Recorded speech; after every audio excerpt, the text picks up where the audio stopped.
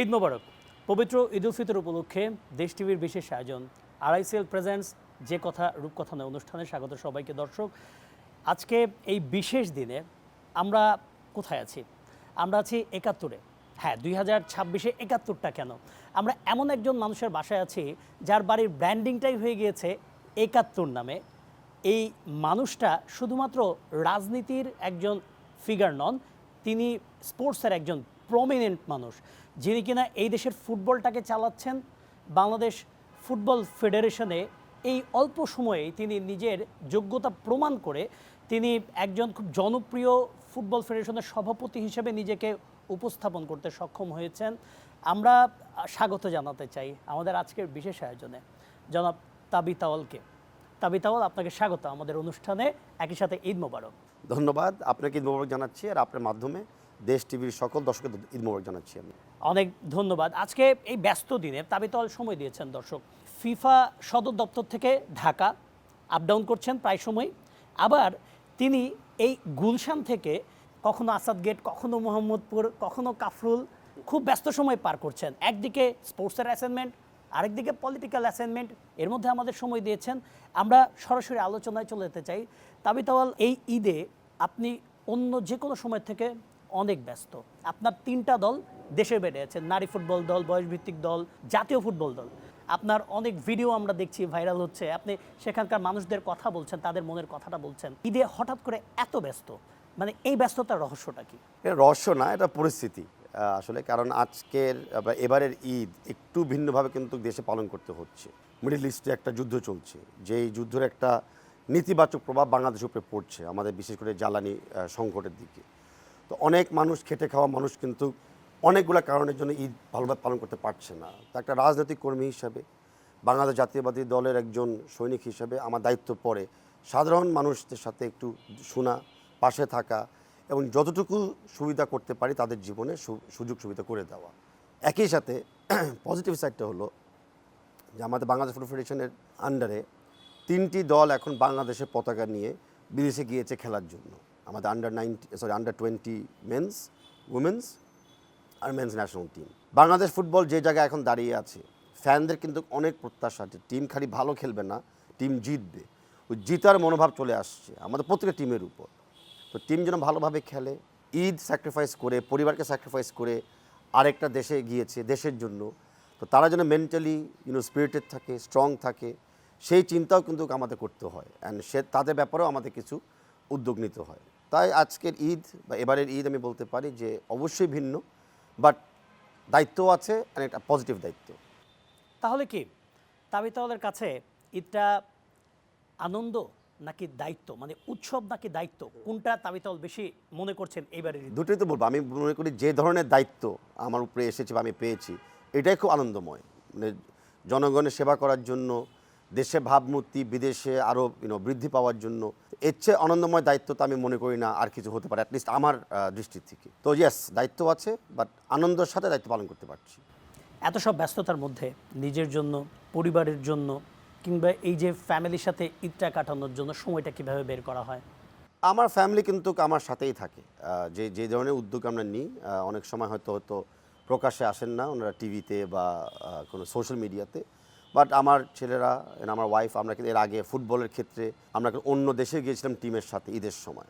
রাজনৈতিক অঙ্গলে আমরা কিন্তু মানে ঈদের দিন অনেক এতিম আছে, অনেক দুষ্টু পরিবার আছে, তাদেরকে আমরা যতটুকু ঈদে গিফট বা ভালো খাবার দিতে পারি আমরা শেয়ার করি। সো আমার ফ্যামিলি কিন্তু মানে আমার মতোই, আমি খুব লাকি মনে করি যে আমাদের সেই মনোভাব নিয়ে আমরা চলি। রাজনীতিতে কিংবা দেশে আউয়াল পরিবার খুবই প্রমিনেন্ট একটা ফ্যামিলি। তারা একটা রাজনৈতিক পলিটিক্যাল লিগেসি তারা বহন করে আসছে। ইভেন বিজনেস যে তাদের যে লিগেসি আছে সেটাও তারা বহন করে আসছে। পরিবারের সবাই এত ব্যস্ত, আপনি, আপনার বাকি 2 ভাই আছেন, আপনার বাবা আছেন, তারা এত ব্যস্ততার মধ্যে ঈদের সময় কখনো কি এক হওয়া হয়? কারণ বড় হলে মানুষের মধ্যে সেই বন্ডিংটা আস্তে আস্তে কমে যায়, আমরা দেখে এসেছি। না, নিশ্চয়ই নিশ্চয়ই, এটা ট্রু যে আমরা যত বড় হচ্ছি, ব্যস্ততা যাই হোক, সবাই ব্যস্ত আমি মনে করি। প্রত্যেকটা ফ্যামিলিতে প্রায়োরিটিস থাকে তাদের জায়গার থেকে। এই ঈদের সময় আপনি জানেন যে অনেক পরিবার আছে তারা ঈদ পালন করতে পারছে না, কারণ তাদের কোনো পরিবারের সদস্য দেশের সেবা নিয়ে ব্যস্ত আছে। তবে আমরা জিয়া পরিবার আদর্শটাই ফলো করি। আমরা জিয়া পরিবারকে ছোটোবেলা থেকে দেখেছি যে কত ত্যাগ তারা স্বীকার করেছে, কত স্যাক্রিফাইস তারা করেছে। তার তুলনায় কিন্তু আমাদের স্যাক্রিফাইস মনে করি কষ্টটাও কিছুই না, কিন্তু তাও আমরা চেষ্টা করি ফ্যামিলি হিসাবে একটা বা দুইটা ঘন্টাকে বেছে নেওয়ার জন্য। হতে পারে লাঞ্চ, হতে পারে ডিনার, হতে পারে বিকেলের একটা চার নাস্তা। তো আমরা সবাই চেষ্টা করি অ্যাটলিস্ট ওই সময়টাকে ফ্রি হয়ে একসাথে হওয়া কিছুক্ষণের জন্য। সারাদিন কাটালেও তো ওই দিনে শেষে গুণে দেখবেন ওই 1-2 ঘন্টা একসাথে সময় কাটানো হয়। তা আমরা চেষ্টা করি যেভাবে হোক ফ্যামিলিকে একটা জায়গায় একটু মুহূর্তের জন্য হলেও এক করা। ছোটবেলা থেকে দেশে বাইরে পড়াশোনা করেছেন, দেশের সেবায় এসেছেন, অনেক প্রতিকূল সময়েও দেশকে ছেড়ে যাননি, এটা আমরা দেখেছি। একটা প্রশ্ন, সেটা হচ্ছে যে আপনার ছোটবেলায় তাবি তাওয়াল কিংবা মানে আপনার ভাইদের ঈদটা কেমন ছিল, এখন সেই আমেজটা পান কিনা? Yes and no. মানে ঈদের আমেজটা কি, মানে ঈদের আমেজ যখন আমার বয়স স্কুল লেভেলের ছিল, আমি তো যদি বড় বয়সে এক চিন্তা করি সেটা তো সেম হবে না। ডেফিনেটলি কে না চায় আবার ওই ছোটোবেলার স্মৃতিতে ফেরত যেতে, কে না চায় বাচ্চা বয়সে আবার হারিয়ে যেতে। তো একটা জায়গায় আমেজে যেটা আমরা বড় হয়ে পাই না সেটা হলো সালামি পাওয়া, এখন হয়ে গেছে সালামি দেওয়া।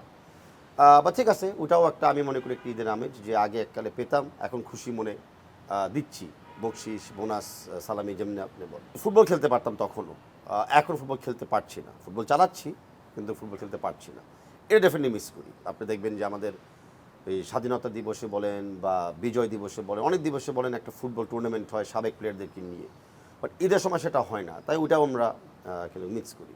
আরেকটা মানে আমেজ যেটা আগে ছিল এখনও ইনডাইরেক্টলি থাকে, যে আগে কিন্তু ঢাকা শহর খুব খালি থাকতো ঈদের সময়, রাস্তায় হেঁটে যেতাম, অনেক জায়গায় কোনো পারপাসে হেঁটে যেতাম।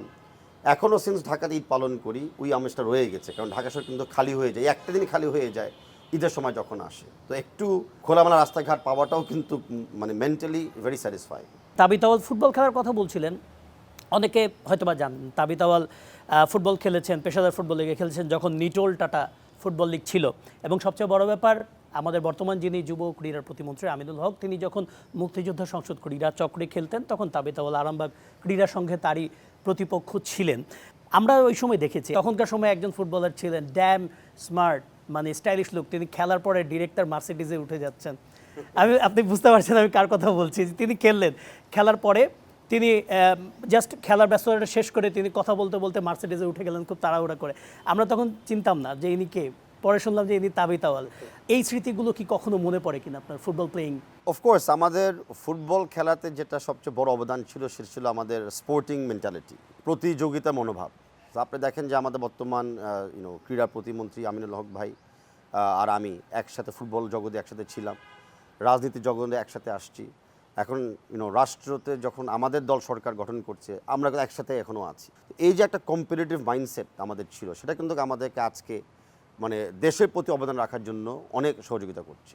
বাট পিছনের স্মৃতি, ইয়েস, কে না চাইতো জিততে। উনি একদম বড় প্লেয়ার ছিলেন, উনি একটা বড় টিমে খেলতেন, আমরা বড় প্লেয়ার ছিলাম না, আর আমাদের টিমের র্যাঙ্কিংও লিগের পর্যায়ে একটু নিচের লেভেলে ছিল।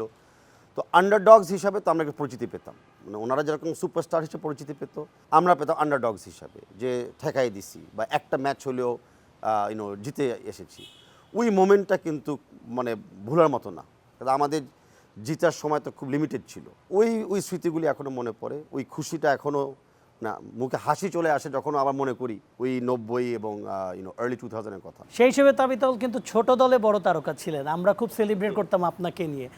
এরকম কি কখনো হয়েছে কিনা একটু জানতে চাচ্ছিলাম, যে দল উইন করেছে কিংবা আবাহনী কিংবা মোহামেডানের মতো বড় দলকে ঠেকিয়ে দিয়েছে, ঠেকিয়ে দেওয়ার পরে বিইং এ ফুটবলার আপনাকেই বোনাস দিতে হয়েছে, এমন কোনো কিছু হয়েছে কিনা? আমরা এরকম একটা গুঞ্জন শুনেছি। হয়েছে, এগুলা হার জিতের ব্যাপার না, এটা ব্যাপার ছিল সেলিব্রেশন, উল্লাসের ব্যাপার। তো আমরা যখন ফেডারেশন কাপে, তখনকার একটা বড় দল ছিল শেখ রাসেলকে যখন আমরা হারাই, আমার গোলেও আমরা হারাই, তখন তো ডেফিনেটলি নিজের থেকে বড় একটা বোনাস গিফট দিতে হয়েছে। বাট সেটা তখনকার যে রেওয়াজটা ছিল খালি প্লেয়াররা পেয়েছিল। তো আমি খুব খুশি মনে বা ভালোবেসে যে আমার যারা বাকি 22 জন প্লেয়ার সঙ্গীরা ছিল, তাদের সাথে উল্লাসটা শেয়ার করেছিলাম। তাবিদল সেই ফুটবলার জীবন পেছনে ফেলে এখন ফুটবল ফেডারেশনেরই সভাপতি। যেই জীবনটা দেখে এসেছেন, ফুটবলারদের যে স্ট্রাগলটা, ফুটবলের যে জৌলুসটা ছিল, সেটা কিন্তু হারিয়ে গিয়েছে। জাতীয় দল কিংবা বয়সভিত্তিক দলে সেগুলো ফিরিয়ে আনার চেষ্টা করছেন, কিন্তু পেশাদার ফুটবল আস্তে আস্তে অনেকটাই পিছিয়ে যাচ্ছে, প্রায় বলতে গেলে প্রাণ হারাচ্ছে, একটু ধুকে ধুকে চলছে। এইটা নিয়ে কি কখনো ভেবেছেন আপনি বাফুফের সভাপতি হিসেবে, এটা নিয়ে কোনো প্ল্যান আছে কিনা? প্ল্যান তো থাকতেই হবে, প্ল্যান তো থাকতেই হবে, চ্যালেঞ্জটা মোকাবেলা করতেই হবে। ইয়েস, ধাপে ধাপে আপনি যদি দেখেন যে আমাদের বাংলাদেশ পেশাদারিত্বটা কিন্তু কমে যাচ্ছে বাংলাদেশ লিগে, অ্যাট দ্য সেম টাইম মানটাও কিন্তু কমে যাচ্ছে, মানে দুটাই কিন্তু একসাথে সামঞ্জস্য। মানে আপনাদের সময় কিন্তু অনেক ভালো ভালো বিদেশি ফুটবলার আসতো, মানে ইভেন আরামবাগের মতো দলও কিন্তু অনেক ভালো ফুটবল আনার চেষ্টা করতো। এখন সেগুলো কিন্তু কিছুটা কমে গিয়েছে, মানে লাস্ট 2টা বছর আর কি। এটা আপনি ফিল করেছেন কি? 100% আমরা ফিল করেছি। তো আমাদের এখন নেক্সট চ্যালেঞ্জটা হবে যে লিগটাকে, বর্তমান বাংলাদেশের যে দুটি top league, Bangladesh football league এবং বাংলাদেশ চ্যাম্পিয়ন্স লিগ, এই দুটো লিগের মানটাকে আরও উন্নতম করা। আর এই দুটো লিগের মান উন্নতম করতে পারলে কিন্তু পেশাদারিত্ব আবার ব্যাক করে আসবে। বর্তমান লিগে আপনি দেখেন যে অনেক প্লেয়াররা অভিযোগ করতেছে তারা কিন্তু ক্লাব থেকে পয়সা পাচ্ছেন বা বকেয়া বেড়ে যাচ্ছে। ক্লাবদের অভিযোগ, ইভেন তাদের মধ্যে খ্যাপ খেলারও একটা প্রবণতা চলে আসছে আনপ্রফেশনাল, ইনডিসিপ্লিন বিহেভিয়ার। আবার ক্লাবদের অভিযোগ আছে ফেডারেশনের উপর যে আর্থিক সুবিধা ক্লাবটা কম পাচ্ছে বা লিগটা ঠিকমতো চলমান, মানে ক্যালেন্ডার অনুযায়ী চলমান থাকছে না। তো আমাদের ডেফিনেটলি অনেক দোষ বা উইকনেসেস আছে প্রত্যেকটা জায়গায়, যেটা আপনি একটু আগে বললেন এটা সত্য না, আমি একা তারকা না, এর একটা টিম, টিম হিসাবে আমাদের কাজ করতে হয়। তো আমরা চাই নেক্সট লিগে মানে একটা দল হিসাবে একসাথে হয়ে আমরা যেন লিগের মানটাকে উন্নত করতে পারি, তার সাথে সাথে সাথে পেশাদারিত্বটাকে আমরা বজায় রাখতে পারি। বাংলাদেশের ফুটবলে তাবিতাল আসার পরে অনেক কিছু চেঞ্জ হয়েছে। আমরা দেখেছি একজন মানে প্রবাসী ফুটবলারের যে জোয়ার সেটা এসেছে। একজন ফুটবলার বাদ পড়ার কারণে সেই আন্দোলনটা তাবিতাওয়ালের সময় হয়েছে, তাবিতাওয়াল দেখেছেন এবং তাবিতাওয়াল বিচলিত হননি, তিনি বরং আরও খুশি হয়েছেন, আরে ফুটবলার নিয়ে আন্দোলন হচ্ছে, এটা তো ভালো একটা ব্যাপার। এখন শুধু জাতীয় ফুটবল দল নয়, এখন বয়সভিত্তিক দল, নারী দলের কোচ নিয়ে অনেক আলোচনা পর্যালোচনা হয়, ফ্যানরা কথা বলেন। এই যে এই চেঞ্জটা কেমন লাগছে? আমাকে অনেকে বলে সমালোচনা করা হয়, আমাকে অনেকে বলে নেগেটিভ নিউজ আসতেছে, বেশিরভাগ সামাজিক মিডিয়া মাধ্যমে। বাট অনেস্টলি আমি মনে করি অ্যাজ লং অ্যাজ আপনারা ফুটবল নিয়ে কথা বলছেন, প্রত্যেকটা প্রচারই ভালো প্রচার। সবার একটা মতামত আছে, সবার একটা দৃষ্টিভঙ্গি আছে, কোনো একদিন সেম না। তো আমরা চেষ্টা করি সবার মতামত নিয়ে কাজটা করার জন্য, সবাইকে অন্তর্ভুক্ত রাখার জন্য। খালি ফুটবলে খালি খেললে হবে না। আপনি দেখেন ফুটবলে আমরা একটা নতুন জার্সিও লঞ্চ করেছিলাম, আর সেই জার্সিটা কিন্তু বাংলাদেশের সংস্কৃতি কালচারকে উপরে কেন্দ্র করে। আমাদের বয়সভিত্তিক দলকে কিন্তু আমরা ন্যাশনাল টিম ডাকি, আমরা কিন্তু এখনও চিহ্নিত করি না যে তারা যুবক বা তারা ফার্স্ট টাইম প্লেয়ার্স, কারণ এন্ড অফ দ্য ডে তারা কিন্তু বাংলাদেশের পতাকা নিয়ে মাঠে লড়তেছে। এন্ড অফ দ্য ডে তারা কিন্তু বাংলাদেশের জাতীয় সঙ্গীতের সামনে কিন্তু কাইন্ড অফ লাইক শপথ রাখতেছে। সো ওই মেন্টালিটি চেঞ্জ হওয়ার দরকার ছিল যে আমরা সবাই ফুটবলার, আমরা সবাই বাংলাদেশি। সেটা আমরা সক্ষম হয়েছি। প্রবাসী বাংলাদেশিরা বা বিদেশি খেলোয়াড়রা, কথা সত্যি না, ওনারা কিন্তু বাংলাদেশি। আমরা কিন্তু মানে অন্য দেশের একটা হোয়াইট ম্যানকে বা একটা আফ্রিকার একটা ব্ল্যাক ম্যানকে এনে পাসপোর্ট দিয়ে দিই। ফুটবলের আলোচনায় আরও যাবো, আর একটু ঈদের প্রসঙ্গে আসি। তাবিতাওয়ালের জন্য কোনো ফেভারিট প্লেস আছে কিনা, যে না ঈদের সময় আমি এখানে কাটাতে চাই, ওইখানে ঢাকার মধ্যে কোনো জায়গায়, ঢাকার বাইরে কিংবা দেশের বাইরে যদি থাকে এমন কিছু? না, ডেফিনেটলি এখনও ঢাকাই আমার ফেভারিট প্লেস ঈদ পালন করার জন্য, স্পেশালি উত্তর ঢাকা, এই আর কি যে আমি থাকি। তো ঢাকা ডেফিনেটলি আমার এখনও ফেভারিট ঈদের সময়। এগুলোর মধ্যে কোনটা পছন্দ, খাবার এবং পোশাক ঈদের মধ্যে? না, ডেফিনেটলি ঈদে তো মানে ক্যাজুয়াল পাঞ্জাবি যেটাকে আমরা বলি, যে জিন্সের সাথে পাঞ্জাবি পরা, এই ক্যাজুয়াল অ্যান্ড ট্রেডিশনাল অ্যাটায়ারটা আমার খুব, অ্যাটলিস্ট ছেলেদের ক্ষেত্রে আমার খুব পছন্দ। আর খাওয়ার ব্যাপারে আই এম ওপেন, কারণ খাওয়া দাওয়াতে ঈদের সময় এত মিষ্টি জাতীয় খাওয়া বেড়ে যায়, খুবই ডিফিকাল্ট রেজিস্ট করা, বা খাওয়ার পরে তো অনেক রিগ্রেট চলে আসে, এত খাইলাম কেন বা এত মিষ্টি খাইলাম কেন। আগে ঠিক ছিল, আমি বললাম আগে তো যাই আমরা ফুটবল খেলতাম বা কোনো অ্যাক্টিভিটি করতাম, এখন সেটা হচ্ছে না। সো বাট ডেফিনেটলি আমি মনে করি হালুয়াটা আমার টপ ফেভারিট সবসময়। হালুয়া টপ ফেভারিট।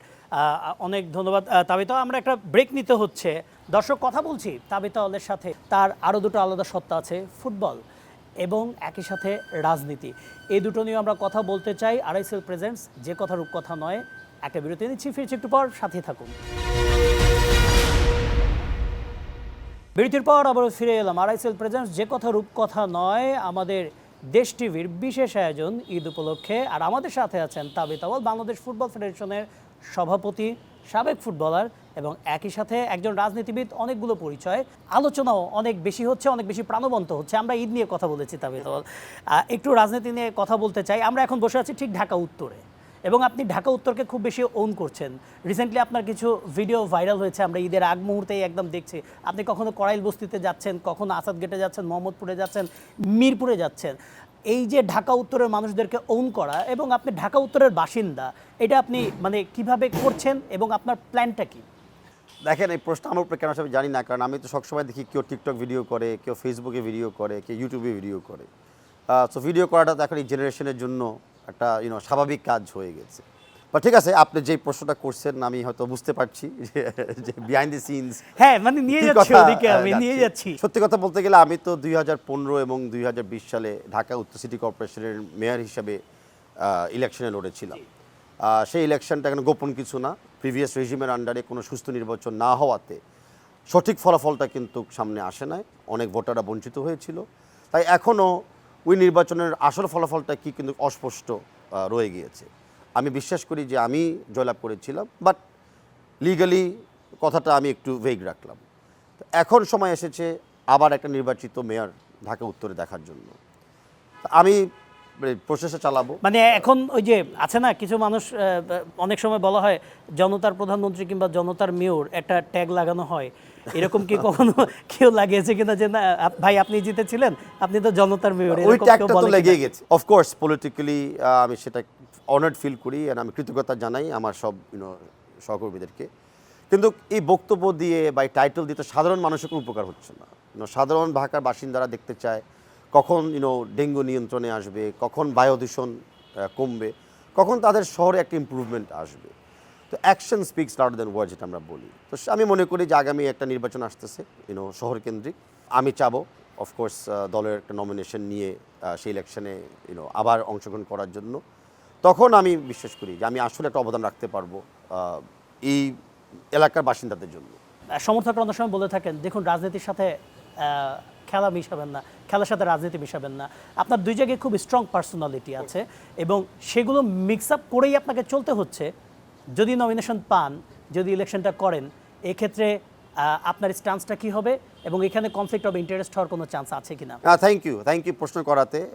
ইয়েস, অনেক এরকম প্রশ্ন করে, কেউ সরাসরি করে না, অনেকে পিছনে কথা বলে, গুজব করে। বাট সত্যি কথা বলতে গেলে আমরা যদি একটু ইউরোপের দিকে তাকাই, ইউরোপে কিন্তু অনেক এক্সাম্পলস আছে যে ওই দেশের ফুটবল ফেডারেশনের প্রেসিডেন্ট অ্যান্ড ওই দেশের রাজধানীর মেয়র সেম ব্যক্তি। বাংলাদেশে যদি কনটেক্সট আমরা ধরি, বাংলাদেশ কনটেক্সটে কিন্তু ফুটবল একটা ক্রীড়া জগতে আলাদা একটা নন গভর্নমেন্ট নির্বাচিত সংস্থা। আর ঢাকা সিটি কর্পোরেশনের মেয়র পদটা কিন্তু আমাদের দেশের সরকারের এবং আমাদের দেশের প্রচলিত আইনের আন্ডারে একটা নির্বাচিত সংস্থা। দুটাই কিন্তু দুই প্ল্যাটফর্ম, সো কোনো কনফ্লিক্ট এখানে নাই। দোনোটাই কিন্তু নন ইনকাম জেনারেটিং কাজ। আমি সিটি কর্পোরেশনের এরকম বেতন পাবার ইনকাম নাই, ফুটবলে তো উল্টা নেগেটিভ আরও পকেট থেকে যায়। তো কনফ্লিক্ট যদি হয়, কনফ্লিক্ট হলে আমার ব্যয় বাড়বে রাদার দেন অন্য কিছু হবে। একটা শহরের মেয়র অথবা দায়িত্বশীল কর্তৃপক্ষ আর যদি ফুটবলটাকে একভাবে চালাতে পারে, তাহলে আপনি দেখবেন যে সেই কমন উদ্দেশ্যে অনেকগুলি পার্ক, মাঠ বা খাস জমিকে উদ্ধার হয়ে যাবে। কারণ আমার উদ্দেশ্যটা কি, যে পাবলিক স্পেসকে ওপেন স্পেস রাখা ফর দি পাবলিক। এখানে একটা কিন্তু উল্টা আরও একটা আমি কমনলিটি আমি পাই। স্বাস্থ্যসেবার ক্ষেত্রে যেই শহরে মানুষ হাঁটতে পারে না, ডায়াবেটিস বেড়ে যাচ্ছে, পাবলিক ট্রান্সপোর্ট ঠিক নাই, সেই দেশের স্বাস্থ্য সেবার জন্য আমরা কী করছি? তো প্রিভেন্টিভ মেজার্সের জন্য যদি ভালো পার্ক, খেলার জায়গা, অর্গানাইজ টুর্নামেন্টস না থাকে, তখনও তো আমাদের স্বাস্থ্য সুরক্ষা নিশ্চিত আমরা করতে পারবো না। সেখানেও আমি দেখি যে ফুটবল বা ক্রীড়া এবং একটা সিটি গভর্নমেন্টের একটা অ্যালাইনমেন্ট চলে আসে এইসব কাজে। বাচ্চাদের ক্ষেত্রে বিনোদনের জায়গা, আমি সেই এলাইনমেন্টটা আমি দেখতে পারি যে আমরা যেভাবে ফুটবলটাকে এগিয়ে নিচ্ছি, ফ্যানরা আসতেছে। এই মাসের প্রথমে আমাদের নারী দল অস্ট্রেলিয়াতে ছিল, আমিও গিয়েছিলাম দেখার জন্য। খালি খেলা না, আমি দেখতে গিয়েছিলাম যে ওরা অর্গানাইজ কেমনে করে। সিডনি সিটিতে যখন আপনি খেলার টিকিট কিনবেন, ওই টিকিট অনুযায়ী আপনার পাবলিক ট্রান্সপোর্ট ফ্রি, ওই খেলার 2-3 ঘন্টা আগ পর্যন্ত শহরের যে কোনো রেস্টুরেন্টে আপনার জন্য ডিসকাউন্ট পাওয়া যাবে ওই খেলার সাথে শহরের সেবাটাকে কেন্দ্র করে। অনেক আমরা বারে বারে বলি যে শহরে কোনো বিনোদনের জায়গা নাই, আমাদের ভালো ভালো মুভি দেখার জায়গা নাই, পার্ক নাই। স্টেডিয়ামও কিন্তু একটা বড় এন্টারটেনমেন্ট ডিস্ট্রিক্ট বা জায়গা হতে পারে, কিন্তু একটা স্টেডিয়ামকে কেন্দ্র করে কিন্তু অনেক শহর কেন্দ্রিক বিভিন্ন জায়গা তৈরি করা যায়। তাই আমি বিশ্বাস করি যে একটা সিটি মেয়র অ্যান্ড একটা বাংলাদেশ ফুটবল ফেডারেশনের প্রেসিডেন্টের বেশিরভাগ অ্যালাইনমেন্ট থাকবে, নট কনফ্লিক্ট। যদি তাবিতাওয়ালকে বেছে নিতে বলা হয়, উত্তর ঢাকা সিটি কর্পোরেশনের মেয়র নাকি বাংলাদেশ ফুটবল ফেডারেশনের সভাপতি, কোনটা বেশি তার জন্য খুব মানে পছন্দের? এই দিন আসবে না, আর এই দিন আমি শিওর যে যদি প্রশ্ন আসেও আমি কনভিন্স করতে পারবো যে এটার উত্তর দেওয়ার কোনো দরকার নাই। মেইনলি হলো কমিটমেন্ট। আমার কমিটমেন্টের জায়গাটা হলো যে বর্তমানে ফুটবলটাকে যে জায়গায় লিডারশিপ দিয়ে নিয়ে এসেছি এটাকে এখন ছেড়ে দেওয়া যাবে না। কিন্তু গত 10 বছর ধরে যেই শহরের বাসিন্দারা আমাকে নিরলসভাবে স্বার্থহীনভাবে সাপোর্ট দিয়ে এসেছে, একটা আস্থা রেখেছে, আমি তাদেরকে বঞ্চিত করতে পারবো না। ফুটবল অ্যাডমিনিস্ট্রেটর, রাজনীতিবিদ নাকি ব্যবসায়ী? রাজনীতিবিদ। রাজনীতিবিদ। আচ্ছা, আপনি ঢাকা উত্তরের কথা বলছিলেন। উত্তরে কিছু প্রবলেম যেটা কমন, এটা সবাই ফেস করে এবং সবাই কিন্তু আশা করে থাকেন একজন মেয়র তিনি সব সমস্যার সমাধান করবেন। তিনি মশার সমস্যার সমাধান করবেন, তিনি মোহাম্মদপুরে যে আইনশৃঙ্খলা জনিত যে সমস্যা সেটাও তিনি সলভ করবেন। সমস্যা অনেক। এই সমস্যাগুলো মার্ক করে কোনো প্ল্যানকে এখন পর্যন্ত, যেহেতু আপনি অফিসিয়ালি নমিনেশন পাননি, কোনো হোমওয়ার্ক কি করা হয়েছে এর মধ্যে? জি, আমাদের সিটি গভর্নেন্স নিয়ে, আমাদের city action plan executive action plan নিয়ে সব জায়গায় আমাদের হোমওয়ার্ক করা আছে। এটা অফকোর্স নিয়মিত বদলাচ্ছি, কারণ যুগের সাথে তো আমাদের সামঞ্জস্য হয়ে চলতে হবে। বাট ডেফিনেটলি বাংলাদেশের ঢাকা কেন্দ্রিক যেই বাসিন্দাগুলি আছে ওনাদের সেবা নিশ্চিত করার জন্য একদম পরিকল্পিতভাবে একটা অ্যাকশন প্ল্যান করা আছে। তো মেইন কাজটা হবে কিন্তু কে একটা সবচেয়ে ভালো কোঅর্ডিনেটর, কে সবচেয়ে ভালো লিডার, যে সবাইকে নিয়ে একসাথে কাজগুলিকে এক্সিকিউট করতে পারে। তো সেই জায়গার জন্য অপেক্ষা রয়েছি, দায়িত্ব পাই কিনা। ফুটবল ফেডারেশনকে প্ল্যান করছে যে আরেকটা স্টেডিয়ামের জন্য? আমরা অলরেডি সরকারের সাথে কথা বলছি যে এক্সিস্টিং স্টেডিয়ামের ভিতরে কিছু স্টেডিয়াম বরাদ্দ দেওয়া হোক বাংলাদেশ ফুটবল ফেডারেশনকে, যেন আমরা সেগুলোকে রেনোভেট করে ইমপ্রুভ করতে পারি, কারণ আসলে এই ফেসিলিটি দিয়ে এখন খেলা যাচ্ছে না। অ্যাট দ্য সেম টাইম আমরা সরকারের কাছে চেয়েছি একটা জমি যেখানে ফিফার আওতায় একটা টেকনিক্যাল সেন্টার গড়ে তোলা হবে। সেটা কিন্তু কক্সবাজারে জমিটা মোটামুটি আমরা বরাদ্দ পেয়ে গেছি। ফাইনালি আমরা পূর্বাচল হোক বা যে কোনো জায়গায় হোক বড় পরিমাণে জায়গা চাচ্ছি, যেখানে আমরা পৃথিবীর মতো একটা মোস্ট আধুনিক স্টেডিয়াম। আপনি এবার অস্ট্রেলিয়া গিয়েও দেখেছেন, একটা স্টেডিয়ামকে ঘিরে পুরো একটা সিটি দাঁড়িয়ে। এক্স্যাক্টলি। আমরা চাচ্ছি যে ঢাকার কোনো একটা অংশ যদি আমাদেরকে দেওয়া হয়, আমরা যেন স্টেডিয়ামকে কেন্দ্র করে একটা kind of like stadium city বলেন, স্পোর্টস সিটি বলেন বা ফুটবল সিটি বলেন, সেটাকে যেন আমরা তৈরি করতে পারি। কারণ একটা স্টেডিয়াম করলে তো হবে না। আপনি জানেন এক্সিস্টিং প্ল্যানে আউটার স্টেডিয়াম বলে একটা জায়গা ছিল, সেখানে প্র্যাকটিস হয়, ফাইভার সাইড খেলা হয়। আমাদের ফুটসল এরিনা নাই, ফুট এরিনা আমাদের তৈরি করতে হবে। সেখানে অনেক জায়গা আছে। আমাদের ভিশনটা আছে যে পাড়া মহল্লায় ছোট ছোট স্পেস পেলেও যেন আমরা ফুটবল খেলার জায়গা তৈরি করতে পারি, যেটা ইতিমধ্যে আমাদের স্পোর্টস প্রতিমন্ত্রী আমিনুল হক সাহেব কিন্তু বলে দিয়েছে যে ওনার একটা ভিশন আছে যে প্রত্যেকটা ওয়ার্ডে ঢাকা শহরে একটা করে হলেও ফুটসল সেন্টার গড়ে তোলা। অবশ্যই। সো আপনি যদি দেখেন যে অনেক অ্যালাইনমেন্ট কিন্তু চলে এসেছে এই বর্তমান সরকারের আন্ডারে। এইখানে একটা প্রশ্ন এসে পড়ে, তাহলে সেক্ষেত্রে কি তাবিতাওয়ালের উত্তরের মেয়রটা হওয়াটা নিশ্চয়ই খুবই জরুরি? জি, তাবিতাওয়ালের মেয়র হওয়াটা জরুরি কি আমি জানি না, বাট ডেফিনেটলি একটা ভালো মেয়র ঢাকাতে আসা খুবই জরুরি। আর আউটসে তাবিতাওয়াল বা আমার যে কিছু আইডিয়াজ আছে সেগুলো যদি বাস্তবায়ন হয়, সেটাও কিন্তু খালি উপকৃত হবে একটা সিটি কর্পোরেশন, নেগেটিভ প্রভাব পড়বে না। সো আশা করি যে যেই দায়িত্ব পালন করে যে সব বেস্ট আইডিয়াগুলোকে নিয়ে যেন ইমপ্লিমেন্ট করে। আমরা কথা বলছিলাম তাবিতাওয়ালের পলিটিক্যাল যে ভিশন আছে সেগুলো নিয়ে। তাবিতাওয়াল ঢাকা উত্তর সিটি কর্পোরেশন নিয়ে অনেক প্ল্যান করেছেন, ইতিমধ্যে হোমওয়ার্ক শুরু করেছেন এবং তার প্রতিফলন কিন্তু আমরা সোশ্যাল মিডিয়ায় দেখতে পাচ্ছি এবং তার ব্রেইনে কিছু রয়েছে যেগুলো তিনি আমাদের সাথে শেয়ার করলেন। আরও অনেক কথা হবে, এবার ফুটবল নিয়েও কথা হবে।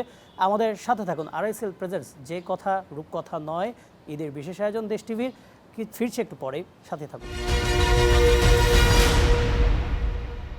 স্বাগত আরেকবার আরআইসিএল প্রেজেন্টস যে কথা রূপকথা নয় দেশ টিভির ঈদের বিশেষ আয়োজন। আপনাদের সাথে আছে আমি কনক মাহমুদ, আর আমাদের সাথে আছেন বাংলাদেশ ফুটবল ফেডারেশনের সভাপতি তাবিত আউয়াল। কথা বলছিলেন তার ঈদের যে ব্যস্ততা সেগুলো নিয়ে, ঢাকা শহরের ফাঁকা রাস্তা নিয়ে, আর মোস্ট ইম্পর্টেন্টলি তার যে পলিটিক্যাল ভিশন ঢাকা উত্তর সিটি কর্পোরেশনের, তার যে স্বপ্ন সেগুলো নিয়ে কথা বলছিলেন। ফুটবল ফেডারেশন নিয়েও বেশ কিছু কথা বলছিলেন। আমরা ফুটবল ফেডারেশন নিয়ে আরও কিছু প্রশ্ন করব তাবিত আউয়ালের কাছে। তাবিত আউয়াল, আপনাকে যেহেতু আজকে পেয়েছি প্রশ্নটা করেই ফেলি।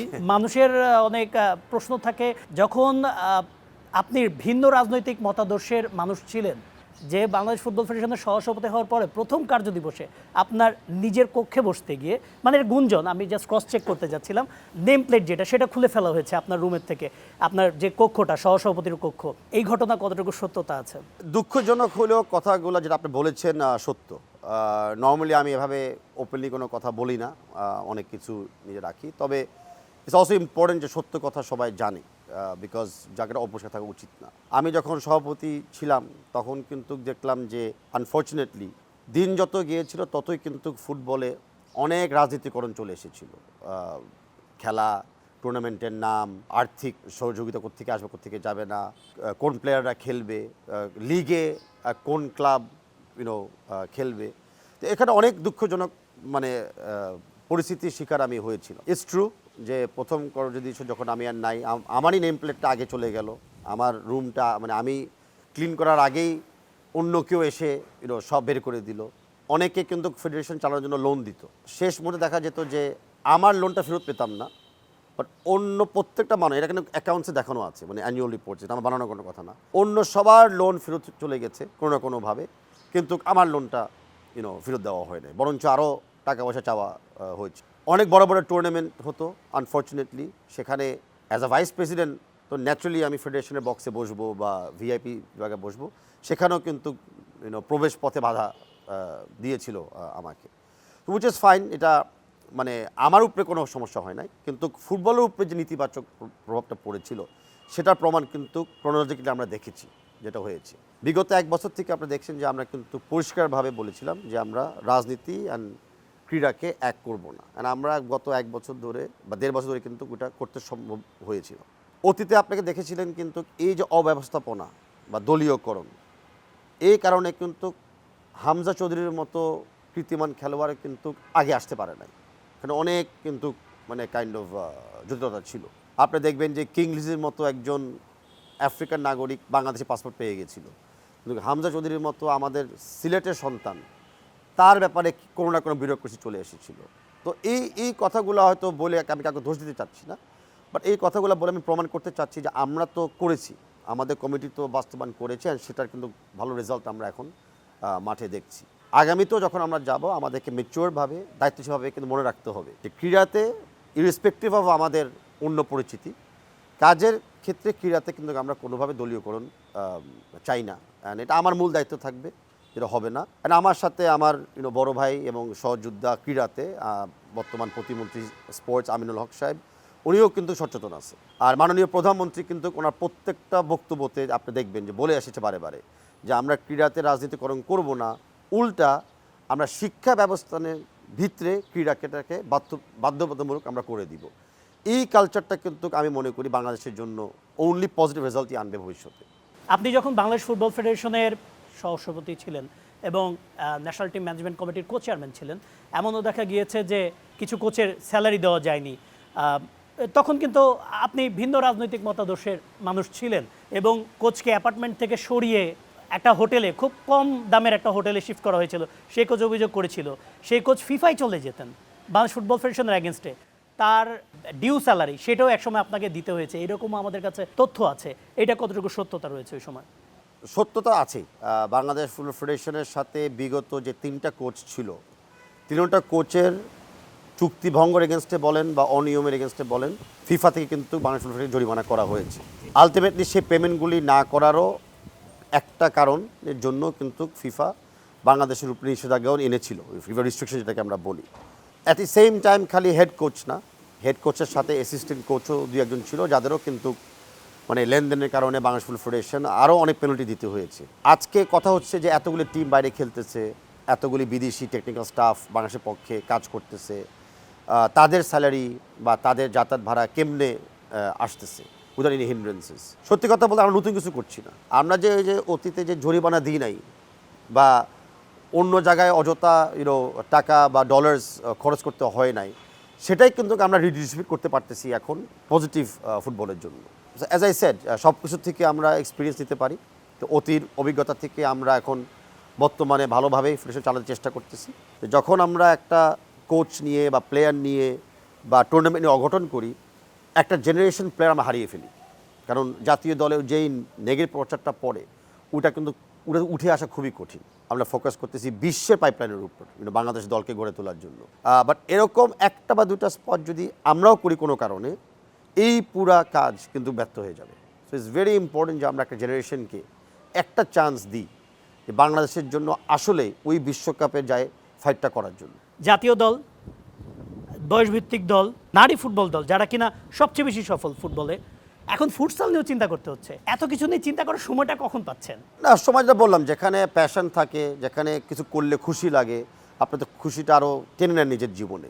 আমরা ফুটসলও শুরু করে দিয়েছি, ই স্পোর্টসও কিন্তু আমরা ভেঞ্চার করেছি। কারণ আমাদের যে youngest generation of the world, Bangladesh না, ওনারাও কিন্তু ই স্পোর্টসের বাইরে আসতে চাচ্ছেন না। সেটাও football, but in a different format. So main জিনিসটা হলো যে আমাদের টিম ওয়ার্ক। একা কোনোভাবে সম্ভব না এত কাজগুলো করা। আমরা টিম ওয়ার্কে বিশ্বাস করি, আমরা ডিসেন্ট্রালাইজেশনে বিশ্বাস করি। আপনি দেখবেন যে ফেডারেশনের বাইরের থেকেও কিন্তু অনেক ব্যক্তিরা এগিয়ে এসেছে ফুটবলে অবদান রাখার জন্য এবং কিছু কাজ করার জন্য। অ্যান্ড আমরা ফলাফলটা সেখান থেকেই দেখছি যে অনেক প্রাইভেট ভলেন্টিয়ার্স কিন্তু এগিয়ে এসেছে বাংলাদেশের ফুটবলটাকে ডেভেলপ করার জন্য। আগেও আসতো হয়তো, বাট অবদান রাখার চান্স পেত না। আর এখন আমাদের দরজা হলো খোলা, মানে যে আসতে চান মোর দেন ওয়েলকাম। আমাদের শেষ প্রশ্ন, আমরা একেবারে শেষ পর্যায়ে চলে এসেছি। বেশ ঝড়ো বাতাস বইছে, খুব ঠান্ডা ঠান্ডা একটা আবহাওয়া, মানে আড্ডাটাও জমেছে বেশ, তবে শেষ করতে হচ্ছে। আমি শেষ দিকে বলতে যে 5 বছর পরে তাবিথ তাওয়াল নিজেকে কোথায় দেখতে চান, বাংলাদেশ ফুটবলকে কোথায় দেখতে চান? তা আমার মেয়াদ আর 3 বছর বাকি আছে।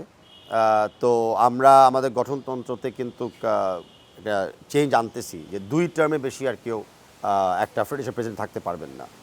তো এই মেয়াদ শেষ হওয়ার পরে আমাকে কই দেখতে চাই বা দেখতে পারি ইম্পর্টেন্ট না। আমি আশা করি আমার চেয়েও বেটার প্রেসিডেন্ট আগামীতে আসবে। আমি আশা করি আমাদের কমিটির চেয়েও একটা বেটার কমিটি আগামীতে চলে আসবে ফুটবলটাকে ডেভেলপ করার জন্য। তবে ফুটবলটাকে আমরা দেখতে চাই যে বাংলাদেশ যেই নারীরা যে লেভেলে উঠে গিয়েছে, বাংলাদেশ পুরুষ নারী দল এশিয়ান কাপে কনসিস্টেন্টলি আমরা খেলবো। অ্যান্ড কনসিস্টেন্টলি আমরা কিন্তু এশিয়ান কাপের মানে অ্যাটলিস্ট কোয়ার্টার ফাইনালস পর্যন্ত আমরা যাব। আমরা নেক্সট 5 বছরে আমি বিশ্বাস করি যদি ভালো মতো মানে প্ল্যাটফর্মটাকে ইউজ করি, অলিম্পিকে অবশ্যই বাংলাদেশ কোয়ালিফাই করবে।